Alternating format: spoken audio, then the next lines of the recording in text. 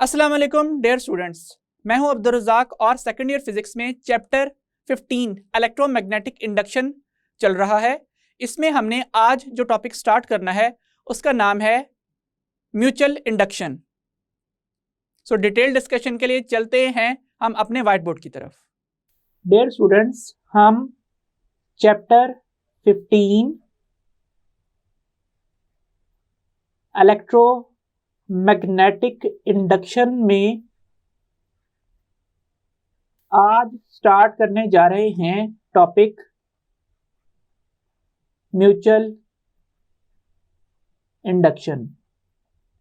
सबसे पहले हम हेडिंग लिखते हैं इंट्रोडक्शन की।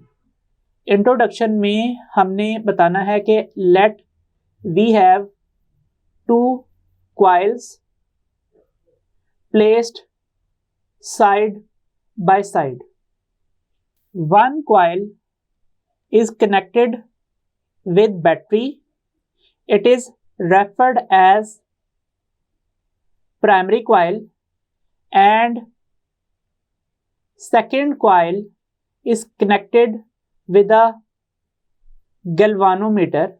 गैल्वानोमीटर सिर्फ हम अपनी डिस्कशन के लिए कनेक्ट कर रहे हैं, वरना यहाँ पे कोई भी लोड कनेक्ट किया जा सकता है। इस कॉइल को हम कहेंगे सेकेंडरी कॉइल। अब जब प्राइमरी कॉइल के अंदर करंट I फ्लो करेगा तो ये coil expression B is equal to mu naught N I के मुताबिक मैग्नेटिक फील्ड बनाएगी। और जब हम मैग्नेटिक फील्ड का इसी कॉइल के एरिया के साथ डॉट प्रोडक्ट लेंगे तो ये प्राइमरी कॉइल की बनाएगी मैग्नेटिक फ्लक्स की वैल्यू बन जाएगी। अब ये जो फ्लक्स है ये क्या करेगा, ये लिंक करेगा किसके साथ, सेकेंडरी कॉइल के साथ। और ये फ्लक्स क्लोजनेस ऑफ कॉइल्स पे डिपेंड करते हुए पास करेगा सेकेंडरी कॉइल से, और सेकेंडरी कॉइल अपोज करेगी किसको, चेंज को। सो हम यहां पे जो पहली कॉइल जिसे बैटरी से कनेक्ट कर रहे हैं उसे एक रियोस्टैट एज वेरिएबल रेजिस्टेंस के साथ भी कनेक्ट कर देते हैं, ताकि हम रेजिस्टेंस की वैल्यू को इंक्रीज करके करंट डिक्रीज कर सकें या वाइस वर्सा। तो इस कॉइल के अपने अंदर से ही magnetic field lines, that means magnetic flux change हो और वो सेकेंडरी कॉइल का मैग्नेटिक फ्लक्स भी तब्दील करवा दे। तो फिर देखते हैं कि सेकेंडरी कॉइल इस फिनोमेना को किस तरीके से फेस करती है। तो यहाँ पे हम नेक्स्ट हेडिंग बना लेते हैं। नेक्स्ट हेडिंग है डायग्राम। हमने यहाँ पे क्या करना है, हमने सबसे पहले कोर मटेरियल ड्रॉ करना है इस तरह से।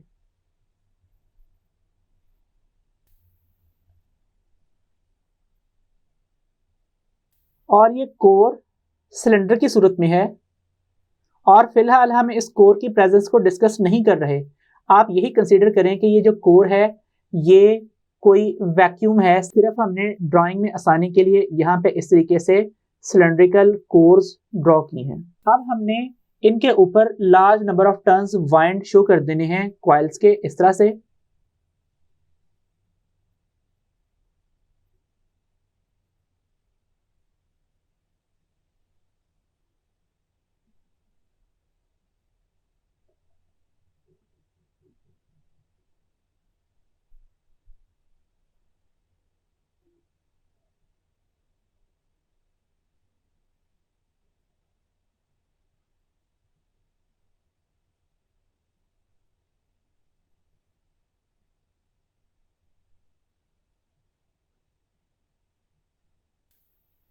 और सेम इसी तरीके से हम सेकंड कोर के ऊपर भी नंबर ऑफ टर्न्स को ड्रॉ कर देते हैं इस तरह से।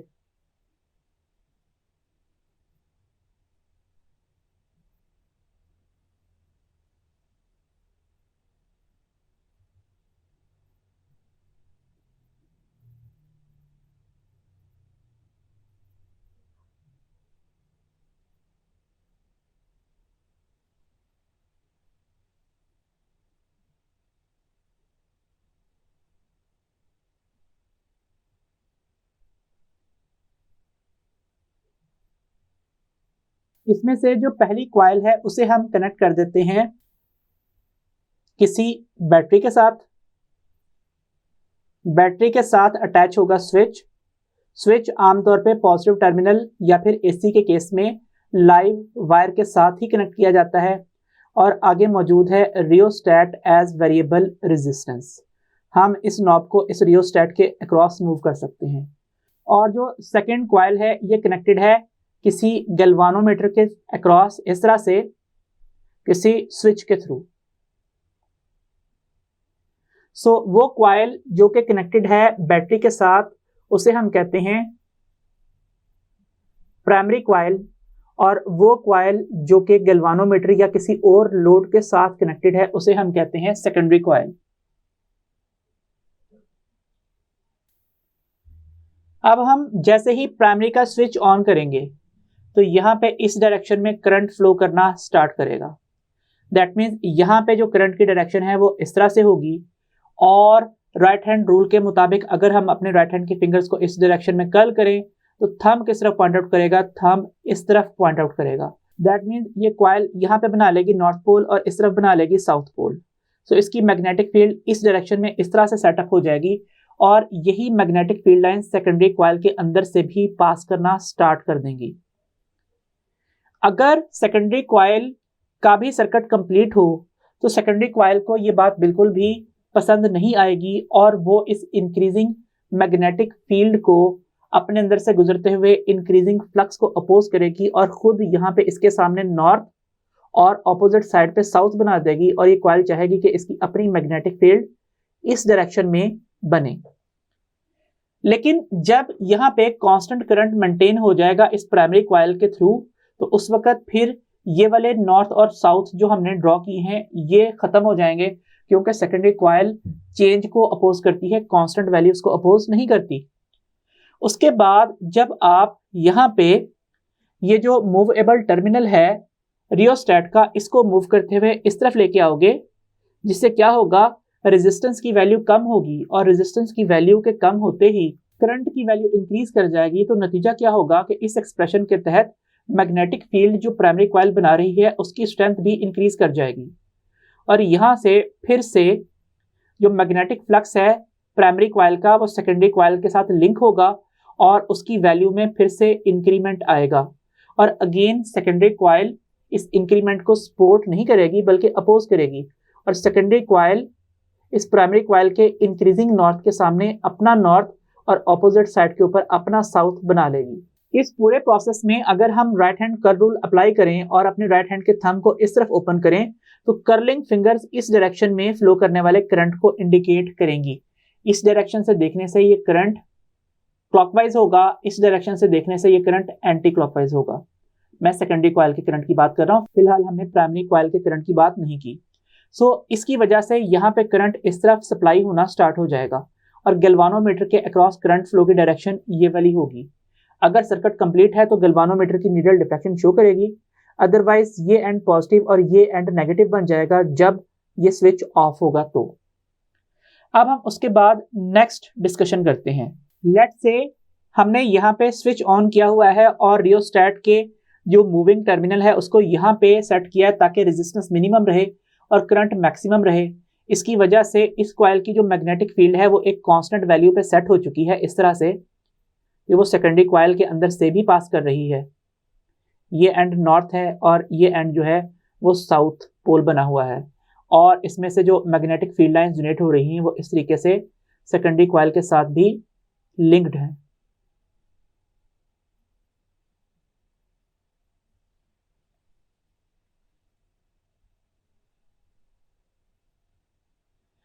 जब तक ये वैल्यू कांस्टेंट रहेगी तो सेकेंडरी कॉइल कोई रिस्पांस शो नहीं करेगी, चाहे सर्किट कंप्लीट हो या इनकम्प्लीट हो।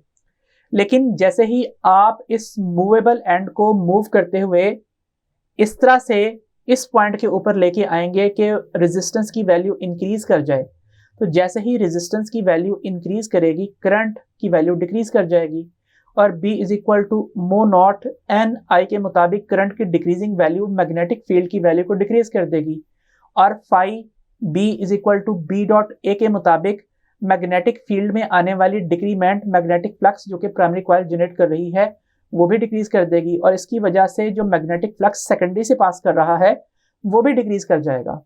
अब यहाँ पे क्या होगा कि इस जगह से ये वाली मैग्नेटिक फील्ड लाइंस गायब होना स्टार्ट होंगी इस तरह से। तो अब जब मैग्नेटिक फील्ड की वैल्यू डिक्रीज कर रही है, यहाँ पे नॉर्थ और यहाँ पे साउथ डिक्रीज कर रहा है, तो सेकेंडरी कॉइल क्या करेगी, वो इस नॉर्थ के सामने साउथ बना लेगी और ऑपोजिट साइड पे नॉर्थ बना लेगी, और वो कॉइल चाहेगी कि जो कांस्टेंट मैग्नेटिक फ्लक्स उसके अंदर से पास कर रहा था वो पास करता रहे। इसलिए वो इस लम्हे, इस इंस्टेंट के ऊपर प्राइमरी कॉइल की सपोर्ट में आ जाएगी। दैट मीन्स वो उसके मैग्नेटिक फ्लक्स को इंक्रीज करना चाहेगी, हालांकि प्राइमरी में जो मैग्नेटिक फ्लक्स है वो डिक्रीज कर रहा है। तो अब भी ये जो सेकेंडरी कॉइल है ये प्राइमरी कॉइल को इन अ सेंस अपोज ही कर रही है। किस तरह से कि primary coil magnetic flux decrease करना चाहती है, लेकिन सेकेंडरी कॉइल उसके सामने, नॉर्थ के सामने साउथ बना के उसकी मैग्नेटिक फील्ड को सपोर्ट करके, स्ट्रॉन्ग करके मेंटेन रखना चाह रही है, और वो इस कमी को अपोज कर रही है। तो जब मैं सपोर्ट की बात कर रहा हूं तो सपोर्ट का मतलब ये है कि सेकेंडरी कॉइल प्राइमरी कॉइल की मैग्नेटिक फील्ड में एड अप होके उस मैग्नेटिक फील्ड को सपोर्ट करके मेंटेन रखने की कोशिश कर रही है। लेकिन एक्चुअली क्या है कि secondary coil change in current in primary या change in magnetic flux through primary को अपोज कर रही है कि वो फ्लक्स, वो करंट डिक्रीज होना चाह रहा है प्राइमरी में, और सेकेंडरी कॉइल चाह रही है कि वो कांस्टेंट मेंटेन रहे। ठीक है, तो सेकेंडरी कॉइल का क्या काम है, उसका काम है कि जब प्राइमरी का करंट इंक्रीज हो, प्राइमरी का फ्लक्स इंक्रीज हो, वो फ्लक्स सेकेंडरी से इंक्रीजिंगली पास करे, तो सेकेंडरी कॉइल उसको डिक्रीज करने की कोशिश में मेंटेन रखने की कोशिश करे। दैट मीन्स बढ़ते हुए को डिक्रीज करने की कोशिश का मतलब है कि आपने उसकी वैल्यू मेंटेन रखनी है। और जब इस केस में प्राइमरी का करंट डिक्रीज करेगा, उसका फ्लक्स डिक्रीज करेगा, तो सेकेंडरी कॉइल चाहेगी कि वो मेंटेन रहे, इस कोशिश में, उसको बढ़ाने की कोशिश में मैग्नेटिक फील्ड लाइंस की सपोर्ट में आ जाएगी। सो इस तरह से जब हम राइट हैंड रूल अप्लाई करेंगे सेकेंडरी कॉइल के ऊपर, तो अगर इस डायरेक्शन में मैग्नेटिक फील्ड लाइंस बननी है तो हमारे फिंगर्स का कर्ल इस तरह से होना चाहिए। सो इसका मतलब है यहाँ पे करंट इधर सप्लाई होगा और इस तरफ से एक्सट्रैक्ट होगा, ये एंड पॉजिटिव होगा, ये एंड नेगेटिव होगा। गैल्वानोमीटर से करंट टुवर्ड्स राइट फ्लो करेगा, यहाँ पे बात किसकी हो रही है, कन्वेंशनल करंट की, और सर्किट कंप्लीट होगा तभी ये करंट फ्लो करेगा, वरना सिर्फ ईएमएफ इंड्यूस हो जाएगी। सो ये एक्सप्लेनेशन आपने पैराग्राफ की सूरत में यहाँ पे लिखनी है। अब हम इस पॉइंट से, इस डिस्कशन से म्यूचुअल इंडक्शन को डिफाइन कर लेते हैं कि म्यूचुअल इंडक्शन होती क्या है।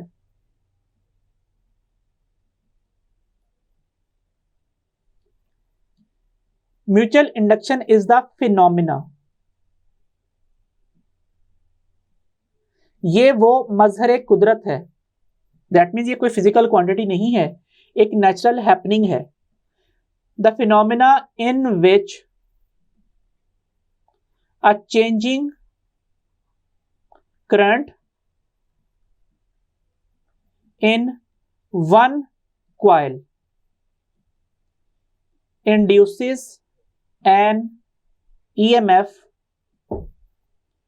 in another coil is called mutual induction. So इस तरीके से हमने म्यूचुअल इंडक्शन को डिफाइन कर देना है। नेक्स्ट अब हमने यहां पे हेडिंग लिखनी है किसकी, मैथमेटिकल डिस्कशन की।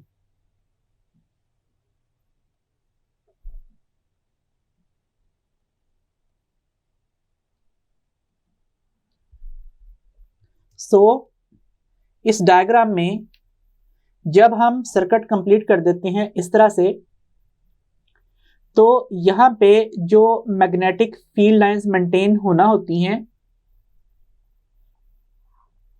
वो इस तरीके से मेंटेन हो जाती हैं।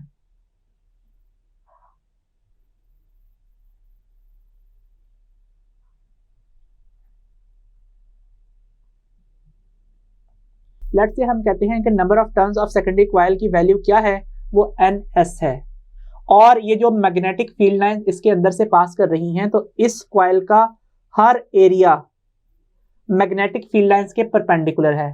दैट मीन्स यहाँ पे जो एंगल बन रहा है वो कितना है, वो 90 डिग्री का एंगल बन रहा है। So magnetic field plane of area के साथ परपेंडिकुलर है। लेकिन अगर यहाँ पे normal to the area draw किया जाए तो उसके साथ पैरेलल हैं, इस वजह से हर नंबर ऑफ टर्न में से गुजरने वाला जो मैग्नेटिक फ्लक्स है उसे हम फाई एस लिख रहे हैं। ठीक है, सो हम यहां पे लिख देते हैं कि flux through 1 turn off secondary coil कितना है, वो है फाई एस। और अगर यहां पे लिखा जाए कि flux through n turns of secondary coil, उसकी वैल्यू कितनी है, तो वो वैल्यू है ns फाई एस के इक्वल। इसका मतलब है अगर एक टर्न में से 1 वेबर का फ्लक्स होगा तो 10 टर्न में से 10 वेबर्स का फ्लक्स होगा। सो इस तरीके से हमने यहाँ पे एक टर्म डिफाइन कर ली है और अब हमने एक एक्सपेरिमेंटल फैक्ट लिखना है। सो एक्सपेरिमेंटल फैक्ट क्या है कि flux through n number of turns of secondary coil is directly proportional to the current flowing through primary coil.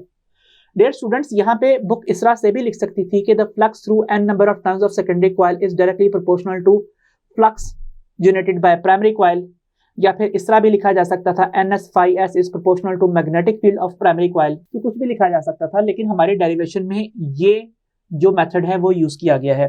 Next हमने इस इक्वेशन में कांस्टेंट ऑफ प्रोपोर्शनैलिटी इंट्रोड्यूस करना है। तो एक्सप्रेशन लिखा जाएगा ns phi s is equal to m ip। This is our equation number 1। So m is constant of proportionality and it is called mutual inductance of two coils। अब यहां पे जो बात नोटिस करने की है वो ये कि म्यूचुअल इंडक्शन एक फिनोमेना था, जबकि म्यूचुअल इंडक्टेंस एक फिजिकल क्वांटिटी है। और अगर आपने इसको डिफाइन करना है तो उसकी डेफिनेशन क्या बनेगी, उसके लिए सबसे पहले तो आप रीअरेंजमेंट्स कीजिए। m यहीं पे रहेगा और करंट उस तरफ जाके डिवाइड हो जाएगा ns phi s over ip, और हम इसको इस तरह से लिख लेते हैं m is equal to ns phi s over ip। This is equation number 2। क्योंकि हमने 1 प्रीवियस इक्वेशन को नंबर दिया हुआ है, यहां से हम म्यूचुअल इंडक्टेंस को डिफाइन कर लेते हैं। हम सबसे पहले इसको रीड आउट करते हैं। क्या लिखा हुआ है, मैग्नेटिक फ्लक्स, फिर इसकी बारी through n s number of turns of secondary coil, फिर इस डिवीजन को पढ़िए, पर यूनिट आईपी को पढ़िए, constant current flowing through primary coil is called. तो इज कॉल्ड हमने इक्वेशन के लिए लिखा है, फिर ये वाली टर्म आएगी mutual inductance between the two coils. तो इस तरीके से हमने यहाँ पे म्यूचुअल इंडक्टेंस को डिफाइन कर दिया। अब बारी है म्यूचुअल इंडक्टेंस के SI यूनिट्स की। तो SI यूनिट्स के लिए हम इक्वेशन दोबारा लिख लेते हैं, m is equal to ns phi s over ip। आप जरा बताइए कि यहाँ पे जो ns है उसके यूनिट्स क्या है, वो तो सिर्फ नंबर है। तो इसलिए आप यहाँ पे टर्न लिख लें, वैसे इसके कोई यूनिट्स डायमेंशंस नहीं है नंबर ऑफ टर्न्स के। phi s is magnetic flux, इसका यूनिट होता है वेबर और करंट का होता है एम्पियर। सो इस हिसाब से हम जो म्यूचुअल इंडक्टेंस है उसका यूनिट लिख देते हैं कि इसका यूनिट क्या है, हेनरी। सो जोसेफ हेनरी के नेम के ऊपर म्यूचुअल इंडक्टेंस का यूनिट क्या लिखा जाता है? हेनरी एच लिखा जाता है। अब हमने म्यूचुअल इंडक्टेंस के यूनिट लिखने हैं in terms of base units. हमने यहां से देखा कि किस तरीके से हेनरी वेबर पर एम्पेयर के इक्वल होता है, क्योंकि नंबर ऑफ टर्न सिर्फ एक नंबर है। फर्दर हम ये बात जानते हैं कि मैग्नेटिक फ्लक्स का एक्सप्रेशन B डॉट ए लिखा जाता है, इसलिए वेबर की जगह पे हम टेस्ला इंटू मीटर स्क्वायर भी लिख सकते हैं। सो यहाँ से henry tesla metre square per ampere के इक्वल बन जाता है। नेक्स्ट हमने क्या करना है, हम यहाँ पे लिखेंगे, क्योंकि मैग्नेटिक फील्ड स्ट्रेंथ का एक्सप्रेशन F/IL होता है, इसलिए टेस्ला की जगह पे Newton per ampere per metre भी लिखा जा सकता है। इससे हेनरी क्या बन जाएगा, टेस्ला की जगह पे Newton per ampere per metre, साथ मीटर स्क्वायर ओवर एम्पेयर, एक मीटर कैंसिल हो जाएगा। सो ये एक्सप्रेशन बन जाएगा newton metre per ampere square. Further आप F is equal to MA से न्यूटन की जगह पे लिख दीजिए kilogram metre per second square. So henry is equal to kilogram metre per second square into metre over ampere square, या फिर henry is equal to kilogram metre square per second square per ampere square, और henry is equal to kilogram metre square S-2 A-2। और अगर हम dimensions लिखना चाहें physical quantity mutual inductance की या फिर हेनरी की, तो ये डायमेंशंस क्या बनेंगी, किलोग्राम मास का यूनिट है, मीटर लेंथ का, सेकंड टाइम का, और A एम्पेयर को रिप्रेजेंट करता है। A की जगह पे समटाइम्स I भी लिखा जाता है। तो इस तरीके से हमने यहाँ पे म्यूचुअल इंडक्टेंस की डायमेंशंस डिफाइन कर दी। इसके बाद हम इस इक्वेशन को इक्वेशन नंबर 3 का नंबर दे देते हैं, और यहीं से हम अपनी डिस्कशन कंटिन्यू करते हैं और हेडिंग लिखते हैं the factors on which mutual inductance between two coils depends upon। सो हम यहाँ पे लिख लेते हैं यूजिंग इक्वेशन 3। तो इक्वेशन 3 क्या है, इक्वेशन 3 है mutual inductance is equal to NS phi S over IP। आप बताइए phi S किसके इक्वल आएगा, ये B dot A for secondary coil के इक्वल आएगा, और फर्दर ये बनेगा BS AS और साथ cos theta S। That means mutual inductance का एक्सप्रेशन बन जाएगा NS BS AS cos theta S over IP।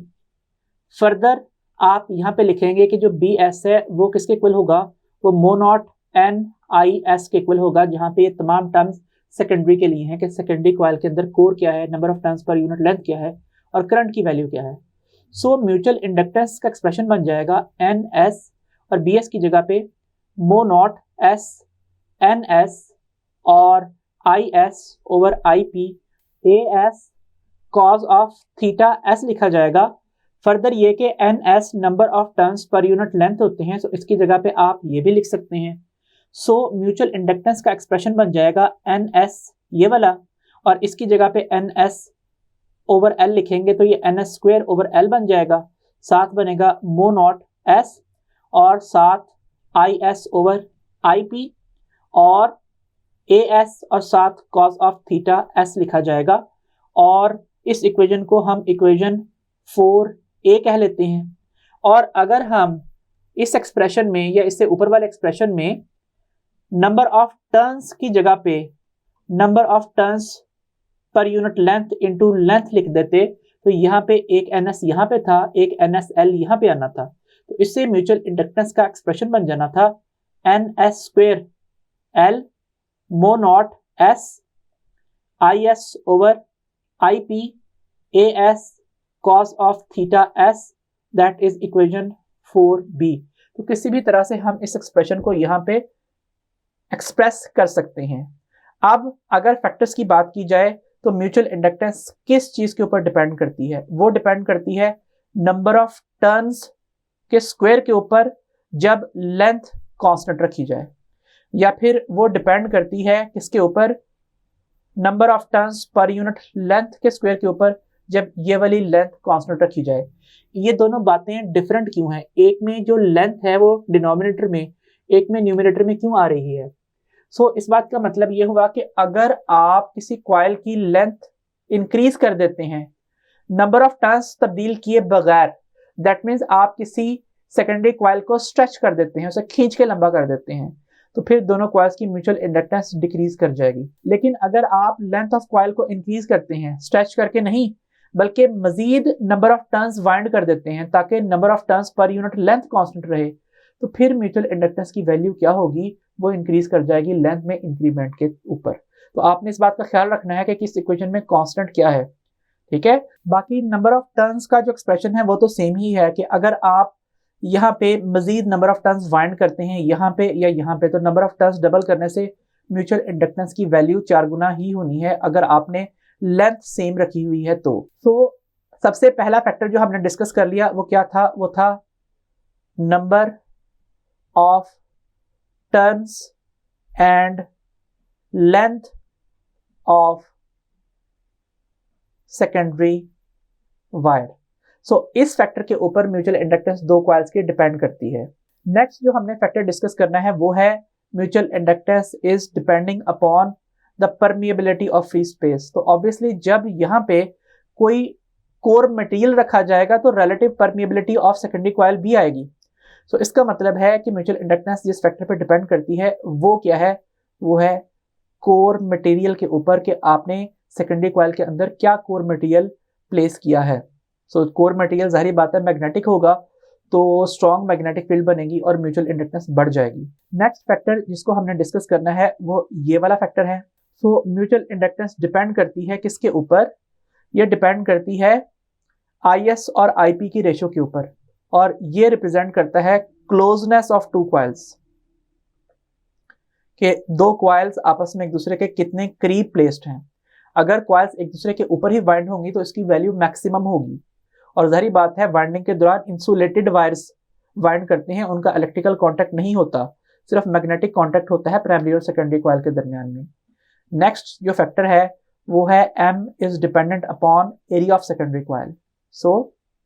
Area of secondary coil next factor है जिसपे म्यूचुअल इंडक्टेंस डिपेंड करती है। अगर सेकेंडरी कॉइल का एरिया स्मॉल है तो म्यूचुअल इंडक्टेंस स्मॉल है, अगर इसका एरिया लार्ज है तो फिर म्यूचुअल इंडक्टेंस भी लार्ज है।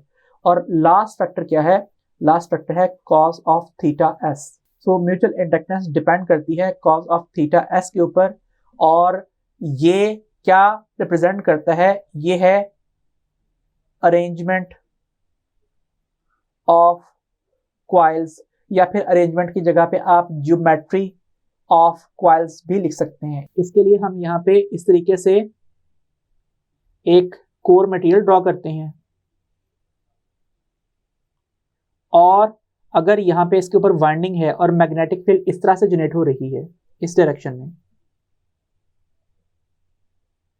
इस मैग्नेटिक फील्ड के साथ ये जो सेकेंडरी कॉइल का एरिया है इसका नॉर्मल क्या एंगल बना रहा है, 0 डिग्री है। तो इस वक्त जाहिर बात है cos थीटा एस में cos ऑफ 0 डिग्री आएगा तो आंसर 1 होगा और म्यूचुअल इंडक्टेंस मैक्सिमम होगी। लेकिन अगर आप इन कॉइल्स को रोटेट कर दें, किस तरह से, अब नेक्स्ट ओरिएंटेशन डिस्कस करने के लिए आप सेकेंडरी कॉइल को हल्का सा टिल्टेड ड्रॉ कर लें इस तरह से कि अगर ये प्राइमरी कॉइल का कोर मटेरियल है और सेकेंडरी कॉइल का कोर मटेरियल आपने हल्का सा इस तरह से टिल्ट कर दिया है, तो इसका नतीजा क्या होगा, इसका नतीजा ये होगा कि अब जो इसकी मैग्नेटिक फील्ड इस कॉइल में से पास कर रही होगी वो मैग्नेटिक फील्ड नॉर्मल के साथ 0 डिग्री का एंगल नहीं बना रही होगी बल्कि कोई और एंगल बना रही होगी, और जैसे जैसे यहाँ पे एंगल बढ़ता चला जाएगा cos थीटा का आंसर कम होता जाएगा और दोनों कॉइल्स की म्यूचुअल इंडक्टेंस भी डिक्रीज करती चली जाएगी। जब आप दो कॉइल्स को इस तरह से प्लेस कर देंगे कि एक का कोर मटेरियल इस तरह से ड्रॉ किया गया है और दूसरी बिल्कुल ही परपेंडिकुलरली प्लेस हो गई है, तो जाहिर बात है इस केस में अगर मैग्नेटिक फील्ड इस तरफ बन रही है और जो नॉर्मल टू द एरिया है वो इस डायरेक्शन में है, तो एंगल 90 हो जाएगा और cos 90 0 होता है। इसलिए दोनों कॉइल्स की म्यूचुअल इंडक्टेंस 0 हो जाती है जब वो म्यूचुअली परपेंडिकुलर प्लेस की जाती हैं। तो इसके बाद हम चलते हैं अपनी इनिशियल डायग्राम के ऊपर जहां से हमने स्टार्ट लिया था। इस डायग्राम में हमने ये बात डिस्कस की थी कि जैसे ही हम यहाँ पे रियोस्टेट की रेजिस्टेंस को कम करते हैं तो इस कॉइल में फ्लो करने वाला current, primary current IP increase कर जाता है, और जैसे ही आईपी इंक्रीज करता है तो इस कॉइल की बनाई गई मैग्नेटिक फील्ड भी इंक्रीज हो जाती है। ये मैग्नेटिक फील्ड सेकेंडरी कॉइल से लिंक्ड है। जैसे ही प्राइमरी की मैग्नेटिक फील्ड इंक्रीज होती है तो सेकेंडरी की मैग्नेटिक फील्ड भी इंक्रीज हो जाती है।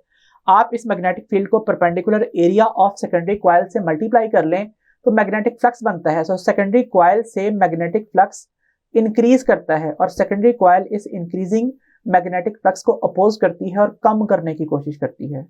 अगर प्राइमरी का करंट और उसकी मैग्नेटिक फील्ड कम हो रही होती है तो ये बढ़ाने की कोशिश करता। दैट मीन्स इसने चेंज को ही अपोज करना है। इस हिसाब से जो changing magnetic flux secondary coil में है वो सेकेंडरी कॉइल में ईएमएफ इंड्यूस कर रहा है, और किसी कॉइल में चेंज इन फ्लक्स की वजह से इंड्यूस होने वाली ईएमएफ को हम किस फॉर्मूले से रिप्रेजेंट करते हैं? हम उसको Faraday's law of electromagnetic induction से रिप्रेजेंट करते हैं। So using Faraday's law of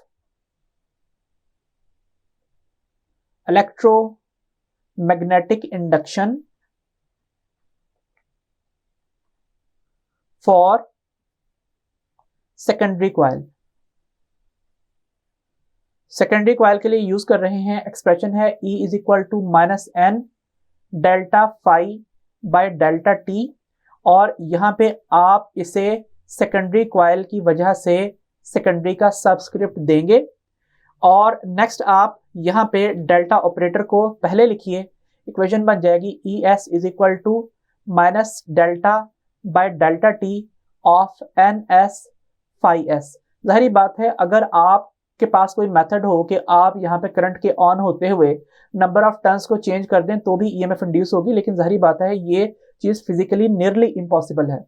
सो इस इक्वेशन को इक्वेशन नंबर 5 कह दें, और फिर लिखिए using equation 1 N S phi S is equal to M I P we get. अब हमने एन एस फाई एस की जगह पे क्या लिख देना है? हमने एम आई पी लिख देना है। सो इससे क्या होगा? E S will be equal to minus delta by delta T M I P, और एक दफा आप कॉइल्स बना लेते हैं, कंस्ट्रक्ट कर लेते हैं, तो फिर दोनों कॉइल्स की म्यूचुअल इंडक्टेंस चेंज नहीं हो सकती। So ES will be equal to minus M delta IP by delta T. This is equation number 6, और ये mutually induced EMF की equation है। So इस टर्म को हम क्या लिखेंगे? It is mutually induced EMF। Obviously इसके यूनिट्स वोल्ट्स में है। अगर डिफाइन करना हो तो किस तरह से डिफाइन करेंगे? The EMF induced in secondary coil having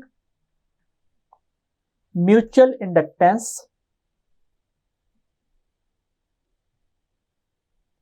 M with primary coil। तो हमने ये दोनों टर्म्स रीड आउट कर ली हैं। अब इसकी बारी is the नेगेटिव ऑफ, अब इस टर्म को रीड आउट कर लीजिए। ये टर्म क्या है? Rate of change of current in primary coil with respect to time. तो इस तरीके से हमने यहाँ पे टर्म्स डिफाइन की हैं। The EMF induced in secondary coil having mutual inductance M with primary coil is negative of the rate of change of current in primary coil with respect to time. अब यहाँ से भी हम mutual inductance का expression find out कर सकते हैं। तो लिखते हैं रीअरेंजिंग इक्वेशन 6 वी गेट, क्या बनेगा? m is equal to minus E S over delta I P by delta T. This is our equation number 7। So यहां से भी हम म्यूचुअल इंडक्टेंस को डिफाइन कर सकते हैं। सो हेडिंग लिखते हैं म्यूचुअल इंडक्टेंस अगेन, और म्यूचुअल इंडक्टेंस क्या होगी, the EMF induced in secondary coil per unit, अब ये वाली टर्म पूरी पढ़ेंगे, rate of change of current in the primary coil with respect to time is called mutual inductance between two coils। और अगर यहां से इसका ऐसा यूनिट डिफाइन करना हो तो यहां से भी इसका ऐसा यूनिट जो है वो क्या बनेगा, वो बनेगा हेनरी। और अगर यहां से आपने हेनरी को डिफाइन करना हो तो किस तरह से डिफाइन करना है, आप सबसे पहले तो इक्वेशन लिख लें, m is equal to minus E S over delta I P by delta T, जिस इक्वेशन को हम इक्वेशन 7 कह चुके हैं। अब आपने म्यूचुअल इंडक्टेंस की जगह पे हेनरी लिखना है, ईएमएफ इंड्यूस्ड की जगह पे वोल्ट, और rate of change of current के लिए एम्पियर पर सेकंड, और सबके साथ 1 लिख देना है और यहां से इसको डिफाइन कर देना है। आप सबसे पहले यहाँ पे इन टर्म्स को रीड आउट कर लें, क्या लिखा हुआ है, if 1 volt of EMF is induced in secondary coil,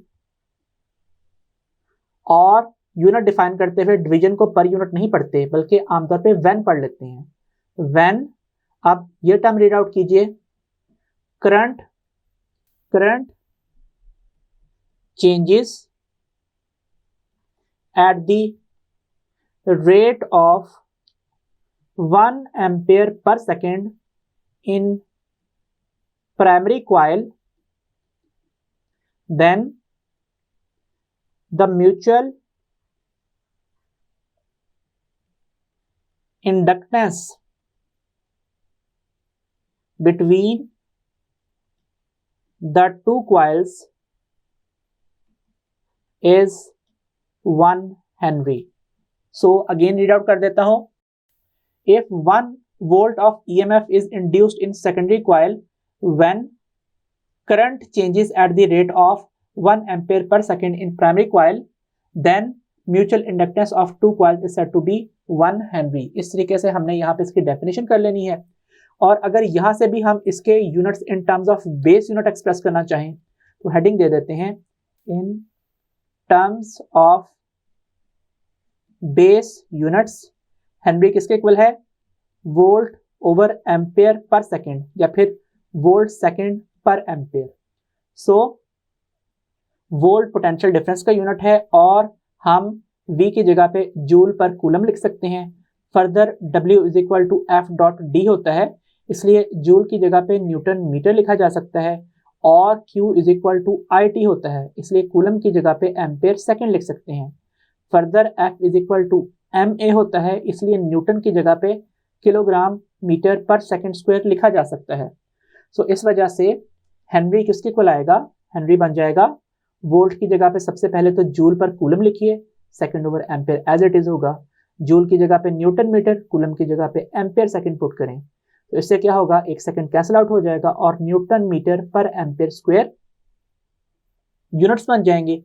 Newton की जगह पे kilogram metre per second square और साथ metre over ampere square as it is आएगा, that means kilogram metre square per second square per ampere square इसके units होंगे। और आप इसे यूं लिख लीजिए, kilogram metre square per second square per ampere square. और जब आप इसकी डायमेंशंस लिखेंगे तो डायमेंशंस क्या आएंगी म्यूचुअल इंडक्टेंस की या फिर हेनरी की, वो आएंगी मास length square T-2 and A-2, ये इसकी डायमेंशंस होंगी। यही डायमेंशंस हम प्रीवियस रिलेशन से भी फाइंड आउट कर चुके हैं। सो आप यहाँ पे क्लियरली देख सकते हैं कि जब हमने रिलेशन यूज किया था m is equal to NS phi s over IP, तो वहां से भी सेम यही डायमेंशन और यही यूनिट्स हमने डिराइव आउट किए थे। नेक्स्ट हेडिंग हम यहाँ पे लिख देते हैं induced current in secondary coil की। सो अगर यहाँ पे हम लिख दें कि जो करंट का रिलेशन है वो होता है IS is equal to ES over RS, that means हमने जो यहाँ पे सेकेंडरी कॉइल के साथ गैल्वानोमीटर कनेक्ट किया है, या तो आप इसी की रेजिस्टेंस कह लीजिए या फिर आप यहाँ पे कोई और लोड रेजिस्टेंस लगा लें। इस रेजिस्टेंस को हम RS कहेंगे जो गैल्वानोमीटर की रेजिस्टेंस फिलहाल है। सो इस हिसाब से जब हम ES का एक्सप्रेशन लिखेंगे -m delta IP over delta T, तो IS का रिलेशन क्या बन जाएगा? वो बन जाएगा IS is equal to 1 over RS into ES, या फिर 1 over RS multiplied by minus of m delta IP by delta T, और IS is equal to -m over RS delta IP by delta T। इस expression को हम equation number 8 का नाम दे देते हैं। अब यहाँ पे एक चीज डिस्कस करनी रह गई है और वो है significance of negative sign.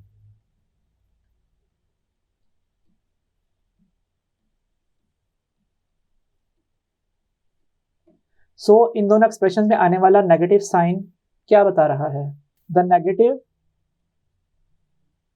Sign in expression ES is equal to -m delta IP by delta T indicates that the direction of induced EMF is such that it opposes the cause which produces it. That is the statement of Lenz's law। और इस case में वो cause क्या है? That is change in current in primary coil. So secondary coil में induce होने वाली EMF नहीं चाहती कि प्राइमरी कॉइल का करंट चेंज हो। अगर वो करंट चेंज नहीं होगा तो EMF भी नहीं बनेगी। सो यहाँ तक हमने अपने टॉपिक के तमाम डिटेल्ड पॉइंट्स डिस्कस कर लिए। डियर स्टूडेंट्स, आज के लेक्चर में हमने फिनोमेना ऑफ म्यूचुअल इंडक्शन को डिस्कस किया, म्यूचुअली इंड्यूस्ड EMF और म्यूचुअली इंड्यूस्ड करंट के एक्सप्रेशंस को डिस्कस किया। नेक्स्ट लेक्चर में हमने इससे रिलेटेड एक और टॉपिक जिसका नाम सेल्फ इंडक्शन है वो डिस्कस करना है। So until the next lecture, Allah Hafiz.